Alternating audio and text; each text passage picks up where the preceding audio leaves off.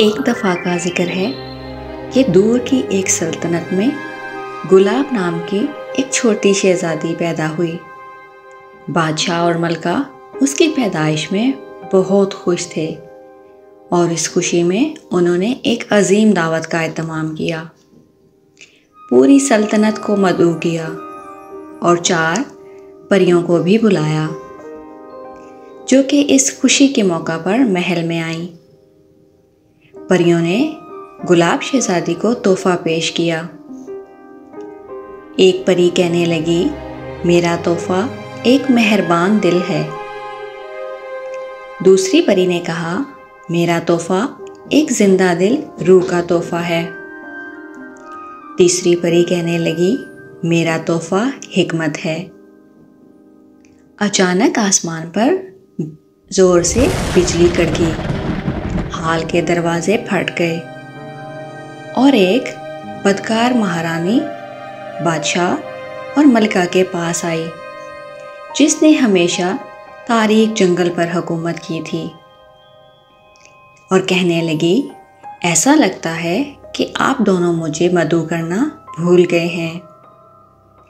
वो गुस्से से बादशाह और मलका को डांटने लगी और फिर कहने लगी, कोई बात नहीं, मेरे पास छोटी शहज़ादी के लिए एक प्यारा तोहफा है।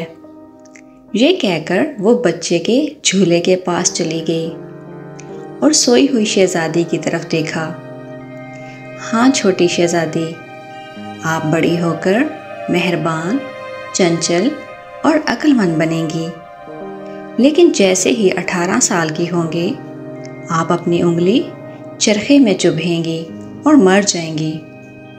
ये कहकर बदकार महारानी गायब हो गई। बादशाह और मलका डर गए और कहने लगे, हम अपने बच्चे को बचाने के लिए क्या कर सकते हैं। अब चौथी परी गुलाब शहज़ादी की मदद के लिए आई और कहने लगी कि मैं अपना तोहफा पेश करती हूँ। मैं महारानी के जादू को तब्दील तो नहीं कर सकती, लेकिन मैं इसे नरम ज़रूर कर सकती हूँ। शहज़ादी मरेगी नहीं, लेकिन दर हकीकत वो गहरी नींद में सो जाएगी और फिर इसे कोई शहज़ादा आएगा जो मोहब्बत का बोसा देगा और शहज़ादी जाग जाएगी। बादशाह और मलका बहुत परेशान हुए, लेकिन वक्त गुजरता गया। शहज़ादी बड़ी होती गई। उसमें वो तमाम खूबियाँ थीं जो परियों ने उसे तोहफे में दी थीं। वो मेहरबान और अक्लमंद थी और अपने आसपास के लोगों के लिए खुशियाँ लाती। लेकिन बादशाह और मलका उस शैतानी जादू को याद करके बहुत फ़िक्रमंद रहते। मुहाफ़िज़ दिन रात शहज़ादी की हिफाजत करते। वक्त गुजरता गया और गुलाब शहज़ादी 18 साल की हो गई। उसने किले की दीवारों को खुद दरियाफ्त करने का फ़ैसला किया और वो मुहाफ़िज़ों से छुपकर बाहर निकल गई। थोड़ी दूर ही उसे एक झोंपड़ी नज़र आई जहाँ एक बूढ़ी औरत दरवाजे के पास बैठी लकड़ी के एक बड़े पहिए पर धागा घुमा रही थी। बूढ़ी औरत कहने लगी, आओ देखो मैं क्या बना रही हूँ। चरखा गोल गोल घूम रहा।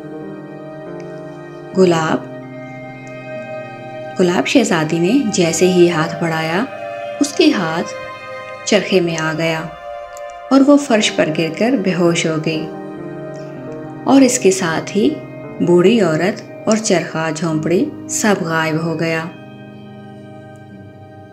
गुलाब शहज़ादी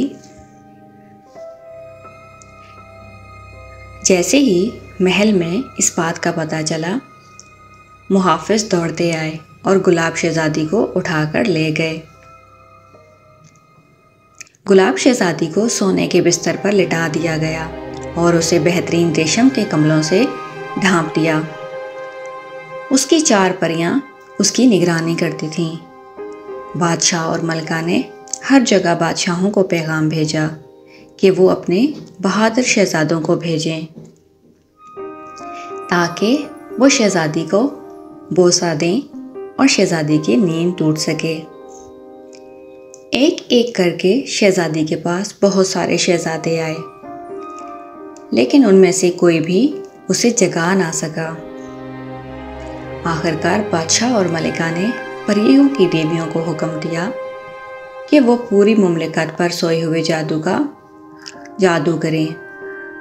ये तब ही टूटेगा जब शहजादी बेदार होगी। कई साल बाद एक नौजवान शहजादा पुराने और टूटे हुए कलहे में पहुंचा। वो अंदर दाखिल हुआ तो हर तरफ उसे सोए हुए लोग मिले। खादमाएं झाड़ू देते हुए झुकी हुई थीं। दरबारी अपने मौसीकी की आलात उठाए सो रहे थे। शहजादा चलता हुआ शहजादी के कमरे में दाखिल हुआ और उसने 4 परियों को आमने सामने पाया। उनमें से एक शहजादी कहने लगी, प्यारे शहजादे, आप शहजादी को मोहब्बत का एक बोसा दें ताकि वो नींद के जादू को तोड़ सके। शहजादा शहजादी के पास गया और घुटने टेक कर उसके पास बैठा और मोहब्बत से उसके गाल पर बोसा दिया। तभी अचानक शहजादी ने हलचल मचा दी और फिर आंखें खोल दी। सब हैरत से उसे देखने लगे। मैंने सबसे हैरत अंगेज ख्वाब देखा है, शहजादी ने आहिस्ता से कहा। मैंने अपनी सच्ची मोहब्बत का ख्वाब देखा। पूरे महल के मर्द, औरतें और बच्चे जाग उठे। बादशाह और मलका तेज़ी से शहजादी के कमरे में आए और वहाँ शहजादी को जिंदा सलामत देखकर बहुत खुश हुए।